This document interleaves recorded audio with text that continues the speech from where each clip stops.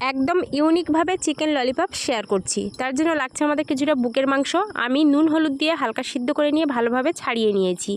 তার মধ্যে দিয়ে দিলাম কাঁচা পেঁয়াজ 1 মুঠো, দিয়ে দিলাম স্বাদ মতো নুন, হলুদের গুঁড়ো, ঝালের গুঁড়ো, তোমরা চাইলে এখানে কাঁচা লঙ্কাটাও ব্যবহার করতে পারো। দিয়ে দিলাম জিরে গুঁড়ো, ধনিয়া গুঁড়ো, আর দিয়ে দিলাম চিকেন কারি মশলা, দিয়ে দিলাম ম্যাগি মশলা। চিকেন কারি মশলাটা তোমরা না চাইলে না দিতে পারো।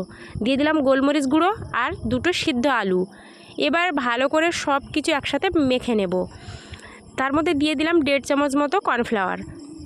তারপর যদি খুব শুকনো বলে মনে হয় সামান্য একটু পানি ছড়া দিয়ে ভালো করে এটাকে মেখে নিতে পারো। আর বড় ভিডিও আপলোড করা আছে, তোমরা চাইলে দেখে নিতে পারো। আর এখানে যেহেতু ইউনিক বলেছি তার জন্য নিয়েছি আমি এখানে মুরগির ঠ্যাং। মুরগির ঠ্যাংটাও আমি এই বুকের মাংসের সাথে সিদ্ধ করে নিয়েছিলাম।